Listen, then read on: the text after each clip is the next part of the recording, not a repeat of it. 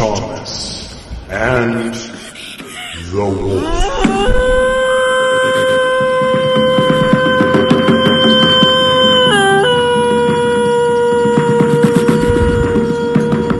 Hey, I would also like to ask a little summary. I would like to know the crux of your Yeah. Thomas and the Wolf.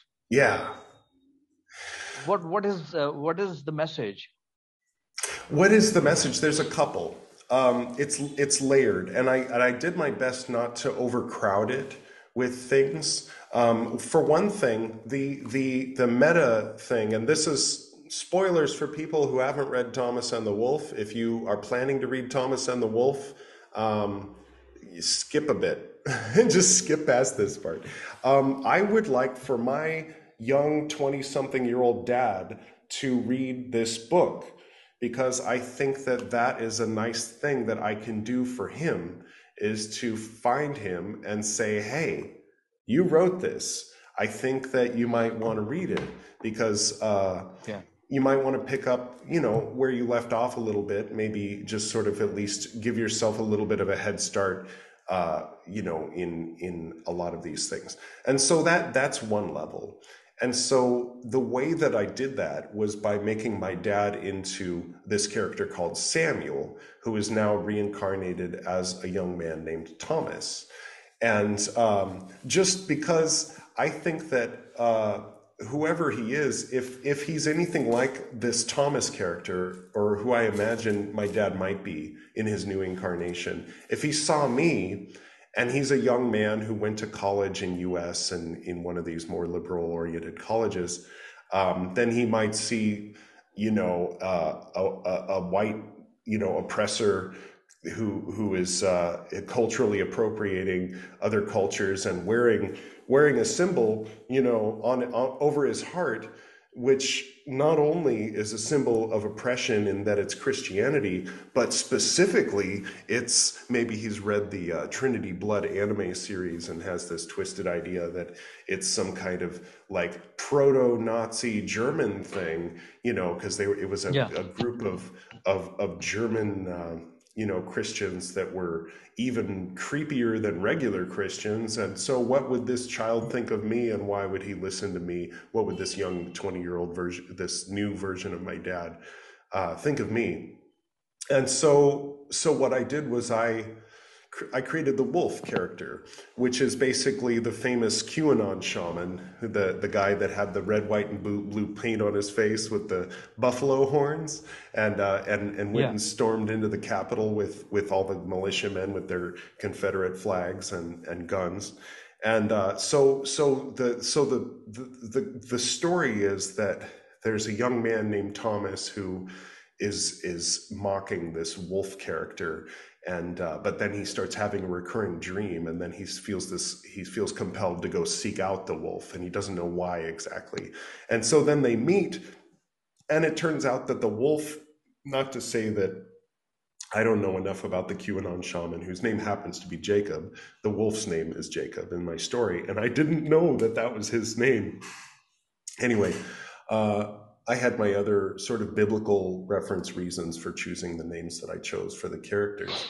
Thomas being the doubting Thomas, he's commonly known as the skeptic among the disciples, but he also was the disciple that came to India and established a church here.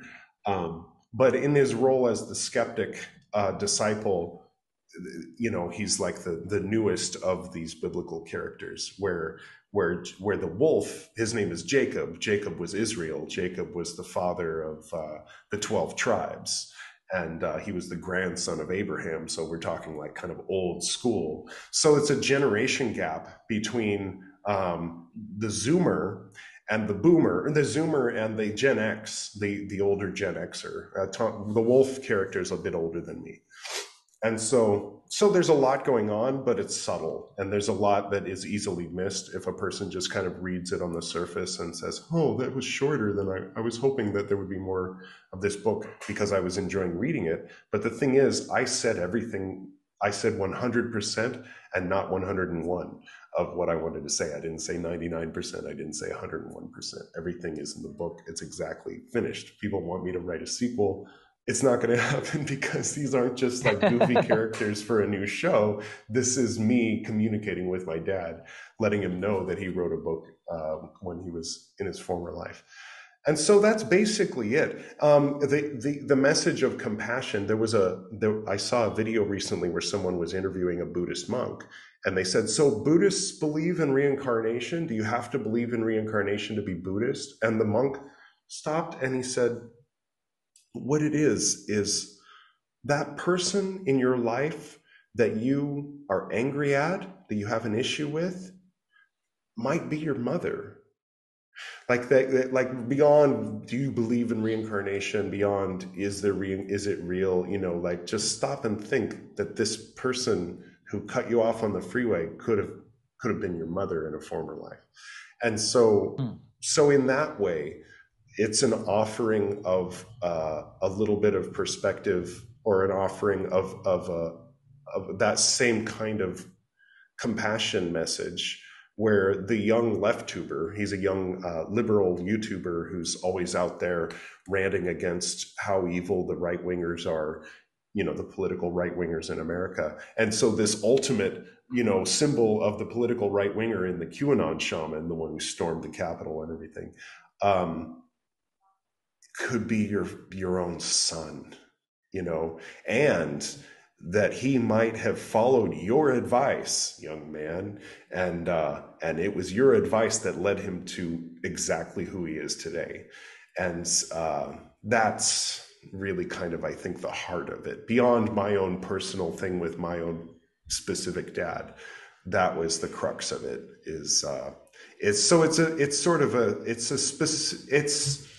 It's specifically directed to present day American political things, and how people divide and polarize based on these issues, and they identify with their political party as their identity, and they hate the people who support that other political party.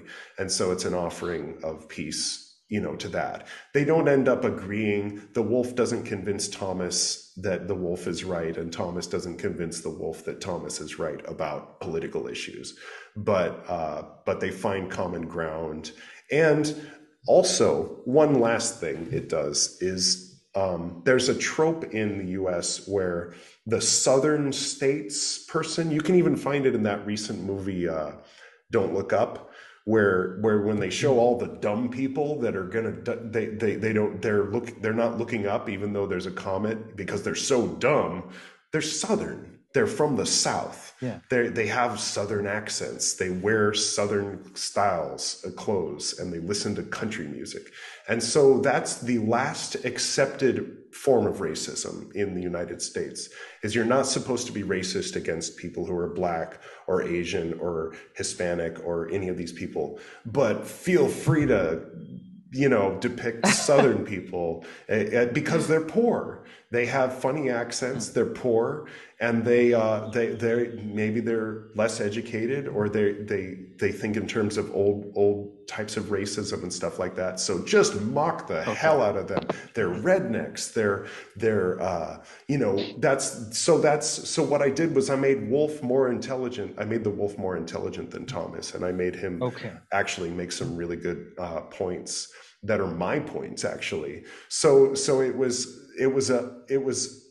if I met this young man that maybe didn't take me seriously because I'm not atheist, or didn't take me seriously because I'm not woke enough, or I'm not following the script of all the things you're supposed to do and not supposed to do, not just constantly apologizing for the color of my skin, or for the terrible things that my ancestors' distant cousins did,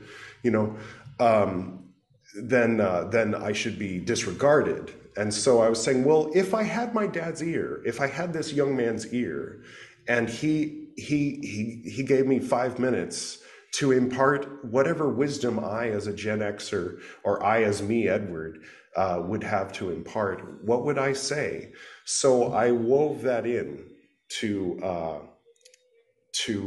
what the wolf says. And so it's a little unexpected, because people would assume that that oh well, Thomas is obviously the good guy and right, and the wolf is obviously insane and wrong, and it's a story about, you know, how we're all going to learn how stupid this southerner is, you know, this man with a southern accent, you know, because I use the accents and some of the terminology to show that this guy who's standing talking about how proud he is of being descendant of Vikings and descendant of Celts has a little bit of a southern accent, so everybody's expecting him to be a joke. And he's funny, he's interesting, but he's also kind of deep, and he has some deep issues, and he has deep love and respect for his father. So when he has a moment too where he realizes that this kid who's been mocking him on YouTube is his dad. And so you see him kind of break down and absorb that information, and he puts his head down, and he can't even talk for a while. First he's crying, and then he's laughing, and then finally he says, "Follow me." And then he takes Thomas to the place where he reveals to him who he is, and then gives him the book that he wrote, which is basically this book. So that's Thomas and the Wolf. That's basically the whole story. I wrote it for my dad. Awesome. It says on the first page, "For my dad." It doesn't mean dedicated to my dad. It means, no, this is, if you read it and enjoyed it, great. It's not for you. It's for my dad. I'm hoping he'll read it one day. He'd probably be somewhere between 24 and 26 now. The other day I met a man at a local shop. I went to go shopping for a present for Pew. And he was, you know, we were getting along, and then he asked me how old I was, and I said 43, and I could tell he was like, "Oh, okay, well, I'm only 26." And I said, "You could be my dad." And he looked at me and he said, "You really know how to talk to people." Like, just to kind of switch that around in one phrase, you know, he's like thinking, "Oh, well, you're an older person. You probably think I'm a young man who, you know," and I was like, "You could be my dad." Like, I don't think that I have any less respect for you because you're 26. In fact, that makes you more interesting to me, because you might literally be my dad. That's nice. That's beautiful. I like your concepts a lot. Thank you, Amandeep Singh. Very special thanks to Siberian shaman Olena Utai, who provided the wolf howl that I used behind the announcing of the title of Thomas and the Wolf. That particular howl came from one particular video. This video. Watch that video. You won't regret it.